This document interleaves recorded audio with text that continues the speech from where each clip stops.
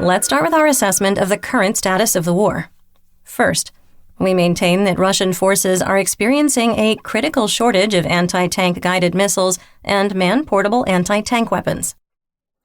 Second, we maintain that Russian forces are experiencing non-precision artillery munition shortages theater-wide, and that multiple intelligence sources have validated our March 13, 2023 assessment.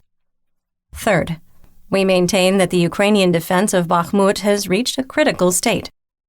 Fourth, we maintain that Russia no longer has the resources to cause catastrophic economic, social, or military disruptions by targeting Ukraine's electrical infrastructure.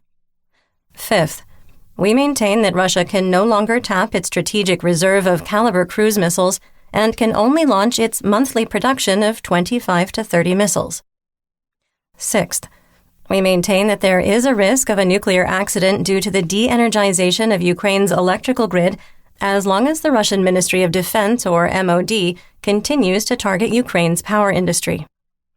Seventh, we maintain that the Russian Federation armed forces are combat ineffective and are only capable of effective attacks on a small area of the front, such as Bakhmut. Eighth, we maintain that short of using chemical, biological, radiological, or nuclear, those are CBRN, weapons, the Russian military will continue to do everything possible to capture Bakhmut, regardless of cost. Ninth, we maintain that Russia has committed almost all available ground forces to Ukraine and cannot maintain the current level of personnel and equipment losses. 10th, we maintain that the public infighting between private military company or PMC Wagner Group's leader Yevgeny Prigozhin and the Russian MOD has reached a dangerous level that threatens to derail the only successful Russian offensive operation since June 2022 in Bakhmut.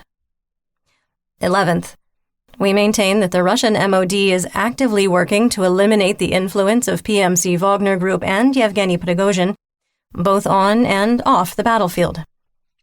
12th, we maintain the Kremlin is actively attempting to topple the legitimate government of Moldova. And finally, we maintain the Kremlin is also actively interfering with the Georgian government's attempt to join the European Union.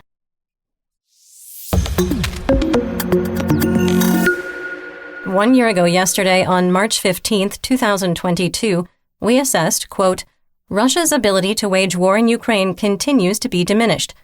Mariupol is surrounded and being systematically destroyed. It is very unlikely that another attempt to encircle Kyiv or a sea-based invasion of Odessa will occur in the coming days. End quote. Chernihiv was heavily shelled, while attacks on Sumy were unsuccessful, and Ukrainian forces were on the fifth day of a counteroffensive near Kharkiv. The Kharkiv zoo was shelled with cluster munitions. The Russian Ministry of Defense falsely claimed the entire Kherson Oblast had been captured. The first hints that Russian forces were committing widespread atrocities against civilians were starting to trickle out. We also assessed, quote, the use of intimidation, deprivation, and intimidation, I guess we really meant that intimidation, will only serve to fuel an insurgency, end quote, in Kherson. Intense fighting was ongoing in Popasna and on the outskirts of Severodonetsk in Luhansk. Over 2,000 vehicles carrying 20,000 civilians were able to evacuate from Mariupol, which was in an operational encirclement. Pictures of mass graves, blood-soaked ground, and unburied bodies were shared by the Associated Press, which was on a Russian hit list and actively being hunted. The Black Sea Fleet fired 90 caliber cruise missiles over 24 hours at the Odessa region.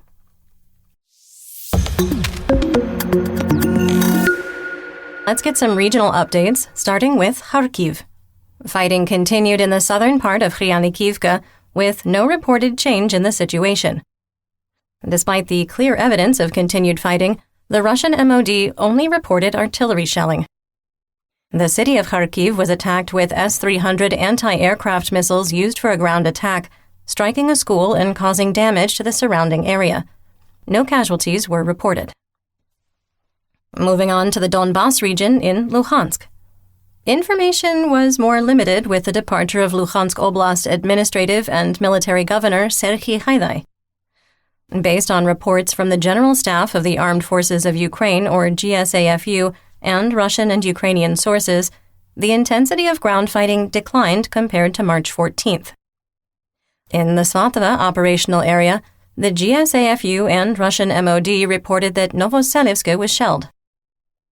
In the Kremina operational area, Russian mercenary mill blogger Wargonzo continues to report attempts by Russian troops to advance on Makiyivka while remaining the only source making a claim.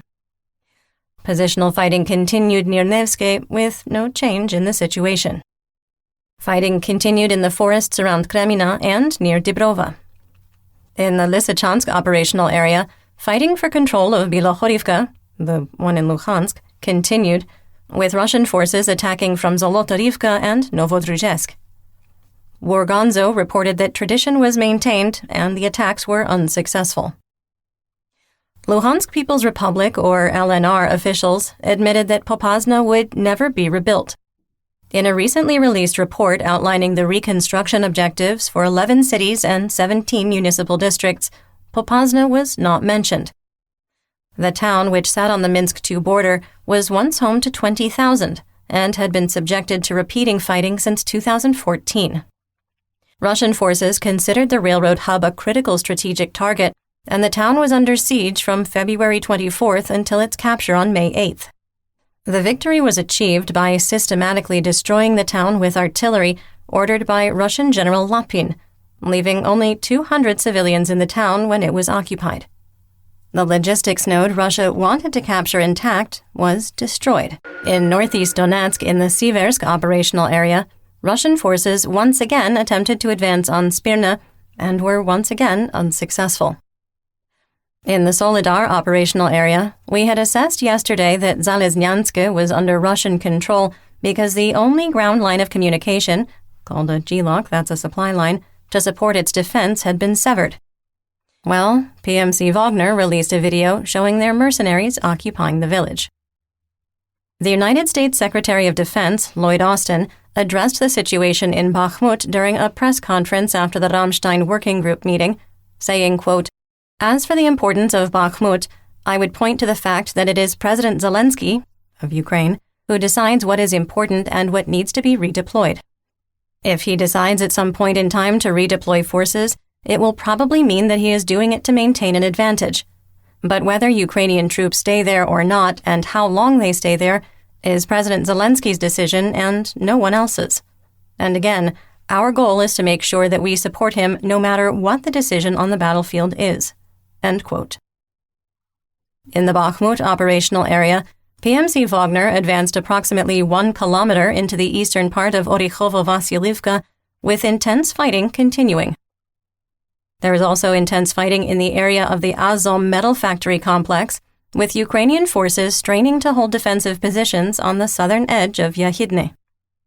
PMC Wagner attempted to advance on Bohdanivka but was unsuccessful. Drone video showed Ukrainian and Russian forces in close-quarter trench warfare just 200 meters from the T-506 highway in Chromove. Ukrainian forces were able to hold the strong point but suffered casualties, with Russian troops shooting their own and Ukrainian troops possibly throwing a hand grenade at their own. Based on the new intelligence, we moved the line of conflict and assessed the T-506 highway GLOC as likely severed.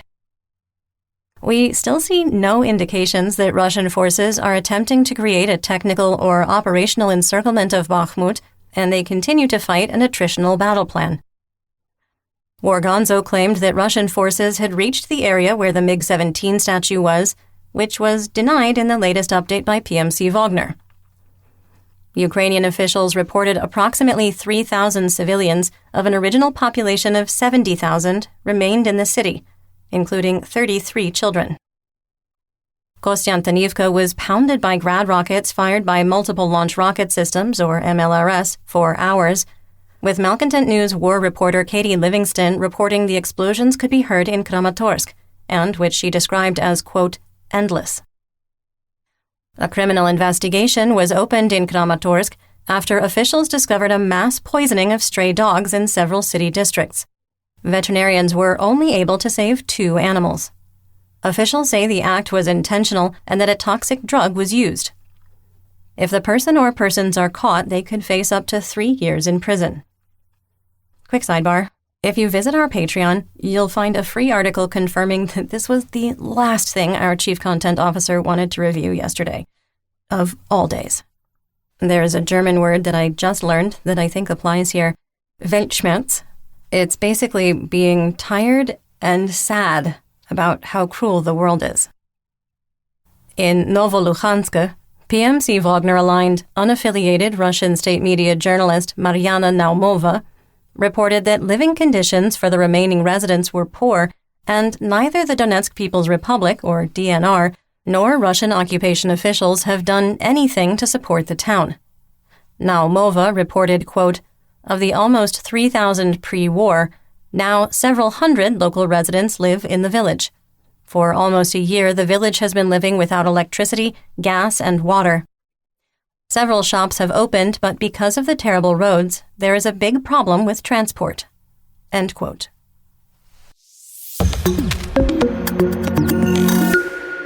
In southwest Donetsk, in the Avdiivka operational area, the situation north of the city is deteriorating. Wargonzo reported that Ukrainian positions in Krasnohorivka were shelled, while Russian mercenary mill blogger Rybar reported that the settlement had been captured. The GSAFU didn't mention Krasnohorivka in its morning or evening report and reported that attacks on Stepova and Novokalinova were repulsed. We moved the line of conflict west based on terrain analysis, which is a lot harder now since we've observed trench warfare in open fields. We continue to code Krasnohorivka as contested, with Ukrainian forces on the western edge of the plateau. There is significant fog of war in this area. Fighting led by the 2nd Army Corps continued on the H-20 highway east of Kamyanka. Russian forces continued their attempts to advance on Avdiivka, with Wargonzo reporting attempted advances launched from Opitne and Yasynovate. Indiscriminate shelling of the city continued, despite widespread Russian complaints of ammunition shortages. The 1st Army Corps, formerly of the DNR, continued attacks west of Vodyana, along the northern edge of Pervomayske and north towards Sieverne. Russian forces repeated the mistake of attacking without leaving reserves in defensive positions and had to retreat to previous defensive lines after a failed attack on Nevelske. In the Marinka operational area, fighting continued in what was once Marinka, with no change in the situation. Fighting east of the Pobeda pig farm also continued. Once again, Russian forces attempted to advance on Novomikhailivka. There was no change, because of course there wasn't. In the Wuhledar operational area, Russian forces attacked the area of the Mikilske Dachas and continued to suffer heavy losses with no gains. The Russian MOD did not report ground fighting, only claimed a glorious victory against Ukrainian, quote, servicemen using artillery. In Russian-occupied Mariupol, a convoy moving BMP-1 infantry fighting vehicles, or IFVs, farm equipment, and other military hardware were recorded moving in the direction of Mandhush. Unaffiliated Russian state media journalist Naumova released a second report about the deplorable conditions in which residents of Russian-occupied Volnovacha live, saying, quote, "A gloomy corner forgotten by the authorities and builders to which you can't really drive up or normally approach where people live. Somehow, they themselves, mostly with improvised garbage, covered the ceilings, windows, and roof and survived the winter. But spring came and the rains will come. How to survive further? The Chelyabinsk region and the Yamalo-Nenets Autonomous Okrug are in charge of the restoration of Volnovacha. I would very much like to draw the attention of responsible comrades to this address. Please help people." End quote. Quick note here. They're so close to understanding the situation. So close and yet so far. Lines continued to stretch for kilometers at the Uspenka border crossing after restrictions were placed on residents of the DNR and LNR on where they could enter Russia. The 2013 version of Russia, not the 2022 "we annexed Donetsk, but apparently we didn't mean it because that's just how we roll" Russia. Local officials visited the border crossing and promised, again, that they would try to ease congestion. A new feature of living in Russian Mir in occupied Donetsk is rabies. Fun Self-declared acting leader of the DNR and former casino card dealer Denis Pushilin signed a decree declaring quarantine in 3 districts for 60 days due to rabies. Donetsk. You think you hate it now, but wait until you visit. After a recent purge of the staff of the prosecutor's office in occupied Donetsk, Russian President Vladimir Putin said, quote, "The situation in the DNR, LNR, Kherson, and Zaporizhia regions remains difficult." Oh, that's such an understatement. "It is necessary to strengthen the local prosecutors' offices there with experienced employees." End quote.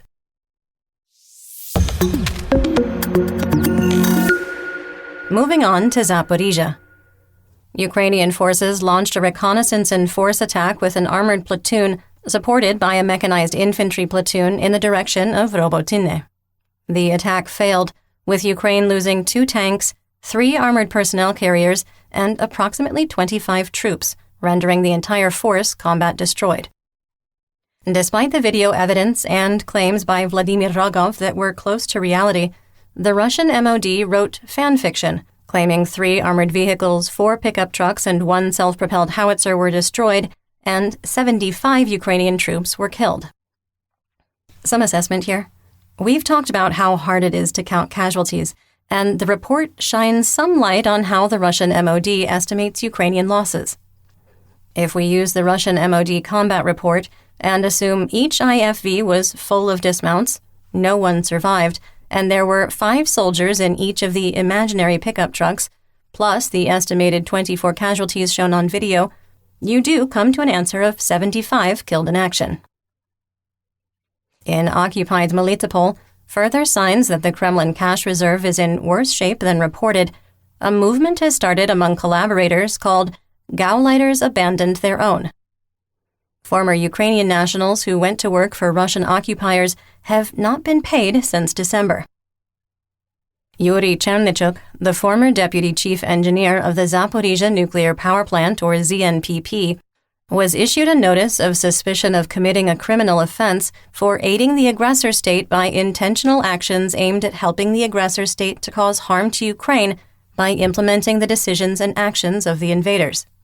In other words, Chernychuk is accused of voluntarily agreeing to cooperate with Russian occupiers, helping implement illegal orders, spreading propaganda with Russian state media, and declaring ZNPP a subject of the Russian Federation.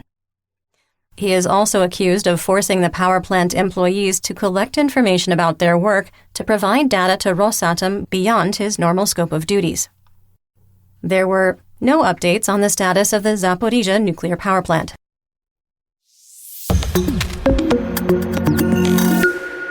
In the Black Sea, Crimea, Mykolaiv, and Odessa region, Operational Command South, or OCS, Director of Communications Natalia Humenyuk reported the number of vessels on patrol jumped from 13 to 20, including 3 frigates and 1 Kilo-class submarine capable of launching up to 28 caliber cruise missiles.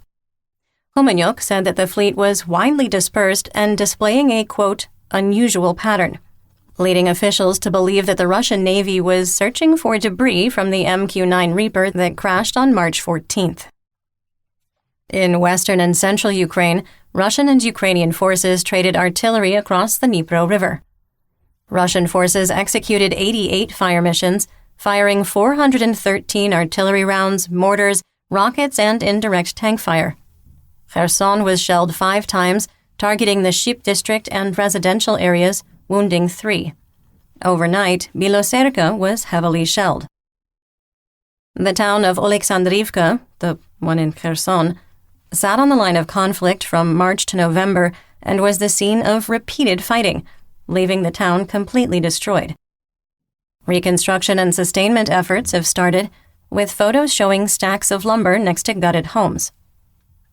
In Kherson, the ban on the sale of alcohol was lifted, and as you would expect, there were long lines at stores. Reviewing pictures, it appears the ban was total and included kvass, a fermented rye bread soft drink containing a small amount of alcohol. Kvass is unique and has a sour taste. Our chief content officer prefers the unsweetened version, but if you want to try it, honey-infused versions are better. It is an invention of the Kievan Rus in the 10th century and the national beverage of Ukraine. In Nova Kakhovka, a Russian Murom-M remote surveillance system was destroyed by a kamikaze drone. Russian state media journalists have had kind of a rough march so far. War reporter Roman Saponkov complained that his vehicles were confiscated by OMON while reporting in occupied Kherson. He wrote, quote, "On March 6th, they stopped us at a checkpoint and sent the vehicles for a check. They said there was suspicion that the cars were wanted. To their chagrin, a database check showed that the cars were clean. Then they were simply taken from us. No paperwork was provided for the withdrawal. They said that if the drivers waited for the documents, they would be put in a prison cell for an indefinite period. To avoid this, they forced me to sign a consent to the ownership review. I was given blank forms to sign, including an active transfer of ownership. A week has passed and there are no documents on the confiscation, as well as decisions on why they were detained. When a trusted person arrived 2 days later, they didn't give him any documents about the seizure either, and threatened to imprison him if he didn't leave. Think about it. Our cars were simply taken away. The drivers had all the documents, powers of attorney, and waybills for the cargo in their hands. But the cars were just stupidly taken away, even without paperwork. From the point of view of the law, these cars have never been with the police and evaporated somewhere. They will not be found." End quote. Okay, but sidebar? No, really, they are so close to understanding the situation. But they are also still kilometers away. In Dnipropetrovsk, Marhanets was heavily shelled, with Russian forces targeting civilian areas, killing 2 and wounding 5. 4 people are still hospitalized. The shelling struck a retail store, a club, and a hostel. 13 apartment towers and 9 private homes were damaged. On the Russian front in Belgorod, air defense was active, with Russian officials claiming 2 missiles were shot down. The Russian village of Shebekino was shelled, with no casualties reported. You're listening to the Malcontent News Russia-Ukraine War Podcast. Our team of journalists, researchers, and analysts is funded by readers, listeners, and viewers just like you. To support independent journalism, please consider becoming a patron. You can find us on patreon.com/malcontentnews. Let's talk about developments theater-wide and outside Ukraine. U.S. Secretary of Defense Austin said American drones would continue to fly where international law allows after a Russian Su-27 multi-role fighter struck an MQ-9 Reaper drone in a mid-air collision, which U.S. officials called, quote, amateur hour. Russian ships are trying to secure the wreckage, which puzzled even some Russian military experts and mill bloggers, because in 2019, Russian forces shot down an American MQ-9 over Syria and recovered the UAV. Secretary Austin and his counterpart, Russian Minister of Defense Sergei Shoigu, spoke about the incident in a telephone call. Austin told reporters, quote, "I have just had a telephone conversation with my Russian counterpart, Minister Shoigu. As I have often said, great powers must serve as models of transparency and communication." End quote. Hey, guess what?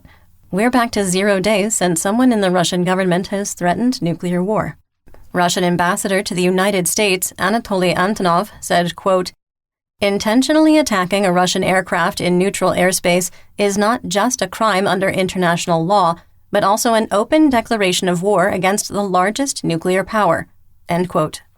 The Polish Internal Security Agency, or ABW, exposed a spy network that worked for Russia and was tasked with preparing sabotage operations to interdict military aid for Ukraine.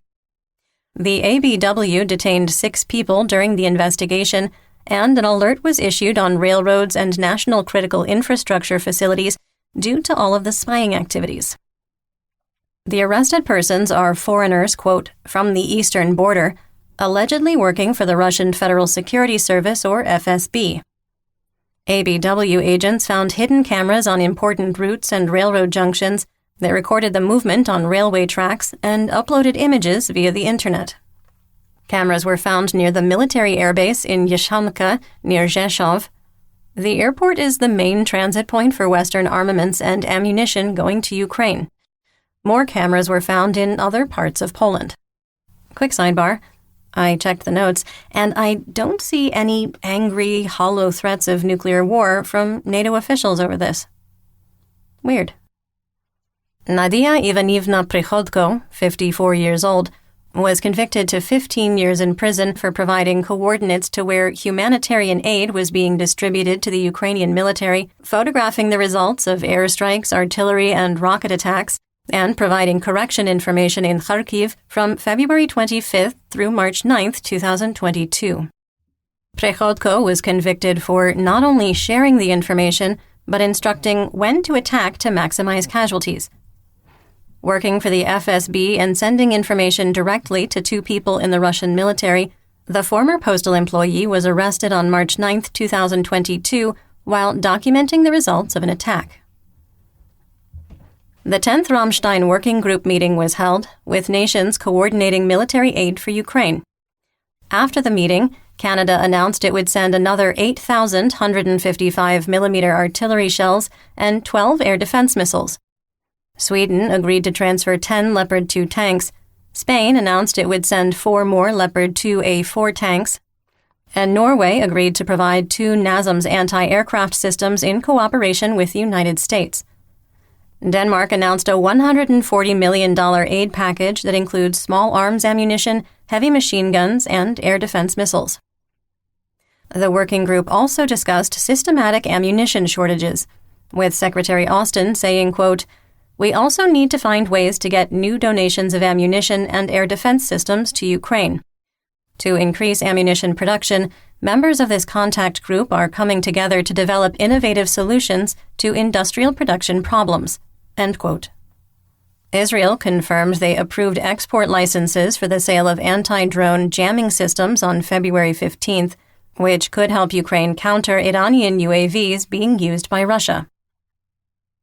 Piotr Mueller, a Polish government spokesperson, informed that Warsaw had received, quote, "clear declarations" from several countries willing to supply Ukraine with MiG-29 fighter jets. Nations aligned with NATO with MiG-29s in their inventory include Bulgaria, Croatia, Romania, Slovakia, and Poland. However, only the Polish and Slovakian fleets are currently airworthy. Germany may have spare parts remaining, but provided a large tranche of parts left over from East Germany in April 2022. Politico reported a bipartisan group of 8 U.S. senators is pressing the Pentagon for more information on what it would take to send F-16 jets to Ukraine. The letter, addressed to Secretary of Defense Austin, was organized by Senator and former astronaut Mark Kelly, a Democrat from Arizona. Support for Ukraine is deep in the U.S. Senate, with only Rand Paul, the Republican from Kentucky, objecting to any support. Among the co-signers was Trump-aligned Tommy Tuberville, a Republican from Alabama. Retired U.S. Air Force Lieutenant Colonel Dan Hampton, the so-called deadliest F-16 pilot alive, said, quote, "The Su-35 is a typical Russian machine. It looks good at the air show, but my personal opinion is that it's junk." End quote. During his 20-year career in the Air Force, Hampton flew 151 sorties and is one of the most decorated fighter pilots since the Vietnam War, including a Purple Heart, 4 Distinguished Flying Crosses for extraordinary heroism, and 8 Air Combat Medals for valor during combat operations in the air.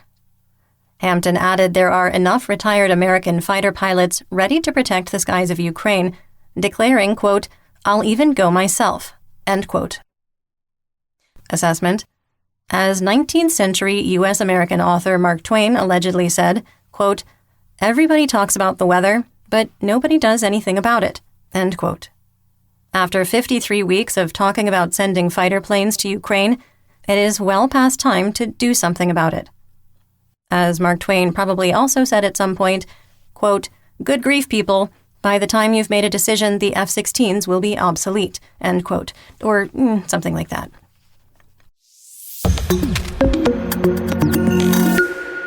Speaking of obsolete, let's talk about the Russian military and mobilization. New Russian invasion markings have appeared on vehicles, a circle within a square that looks like a target. It's awfully convenient. Equipment moving through Mariupol toward Russia and Vuhledar was seen with the new marking. So back on March 14th, Kremlin press secretary Dmitry Peskov said that a second wave of mobilization, quote, is not discussed at the Kremlin. Despite the repeated denials, however, summons from the commissariats is occurring in 35 Russian regions. Officials are framing the activity as required to update military databases and to provide a, quote, invitation to military training. An invitation? Like how when someone says, I'm going to have to ask you to step outside, they're not asking, and stepping outside is not optional. In Moscow, Akrom Chorshanbiev was arrested in the Odintsovo district on suspicion of possession of weapons. According to Russian state media, 2 Kalashnikov assault rifles, they did not specify which variant, and ammunition were found in his car. He told law enforcement officials that he was an employee of PMC Wagner Group. Yevgeny Prigozhin declared innocence, writing, quote, "We checked carefully. There has never been such a character in PMC Wagner, and there is none. For the future, in order not to confuse an ordinary offender with a Wagner fighter, pay attention to the characteristic features of PMC Wagner fighters." End quote. On the same day that Prigozhin told Russian state media agency RBC about the high standards of PMC Wagner, a U.S. American who was just reading the articles reported that there was a recruiting ad on Pornhub for PMC Wagner. Prigozhin was asked if the story was true and responded, quote, "I don't know on which sites, but advertising PMC Wagner on porn sites is a very good idea from our marketers. I absolutely, completely agree with them, and this advertisement says, go to fight in the Wagner PMC and stop jerking off. Who can disagree with this argument?" End quote. And just as a reminder for our listeners, we do backlink and attribute all our sources. The situation report for yesterday was 60 pages long with over 100 footnotes. In breaking news, Newsweek is reporting that Pornhub has pulled the PMC Wagner ads from their website, which I guess makes Pornhub better at removing fascist content from their site than any of the major social media platforms. Russian mill blogger and soldier Roman Kolos stepped on an anti-personnel mine, causing severe damage to his leg. He was left on the battlefield for 5 hours per Russian accounts before being extracted. Reviewing his Telegram channel may make you believe that karmic retribution is real. This is your daily reminder that the Rusik group are neo-Nazi white nationalists aligned with the ideology of the Russian Imperial Legion. They are Nazi trash who hide behind lawyers and hate when people bring this up. All is going to plan.